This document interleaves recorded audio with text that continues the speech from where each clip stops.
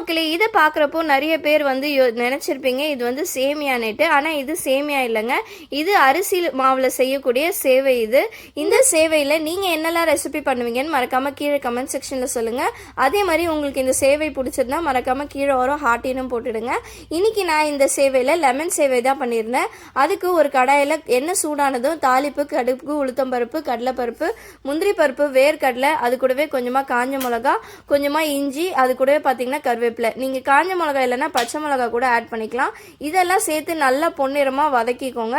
இது நல்லா பொன்னிறமாக ஆனதும் அது கூடவே 1/4 டேபிள் ஸ்பூன் மஞ்சத்தூள், கொஞ்சமாக பெருங்காயம் சேர்த்து நல்லா கலந்துக்கோங்க. கலந்து விட்டுட்டு இது கூடவே பார்த்தீங்கன்னா இப்போ அடுப்பு ஆஃப் பண்ணிவிட்டு நான் இன்றைக்கி ஒரு லெமன் ஜூஸ் வந்து பிழிஞ்சு எடுத்திருக்கேன். அது இது கூட சேர்த்து நல்லா கலந்து விட்டுக்கோங்க.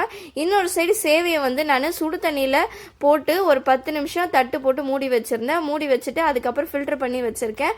பாருங்கள், எப்போவுமே சேவையை நீங்கள் ஃபில்டர் பண்ணதும் மூடி வைங்க. அப்போ தான் அந்த மாய்ஸ்சரில் அது கொஞ்சம் சாஃப்டாக வெரையாக இருக்கும். இல்லைனா உங்களுக்கு ஒரு மாதிரி ட்ரை ஆகிடும். ஸோ இப்போ நம்ம வேக வச்சுருக்க சேவையை இது கூட சேர்த்து இப்போ இந்த சேவைக்கு தேவையான உப்பு சேர்த்துக்கோங்க. உப்பும் சேர்த்து நல்லா பொறுமையாக மிக்ஸ் பண்ணி விட்டிங்கன்னா நம்மளோட லெமன் சேவை சூப்பராக ரெடி ஆகிடுச்சுங்க. இந்த சேவைக்கு நீங்கள் சக்கரை, தேங்காய் சட்னி இல்லை புதினா சட்னி மட்டும் இல்லைங்க, நீங்கள் வெறும்னே இந்த சேவை வச்சு சாப்பிடுவோம். டேஸ்ட் ரொம்பவே நல்லாயிருக்கும். இந்த ரெசிபியை கண்டிப்பாக ட்ரை பண்ணி பார்த்துட்டு எப்படி இருக்குன்னு மறக்காமல் கமெண்ட் செக்ஷனில் சொல்லுங்கள். இதே மாதிரி இன்னொரு ரெசிபியில் உங்கள் எல்லோரையும் பார்க்குறேன். பாய்.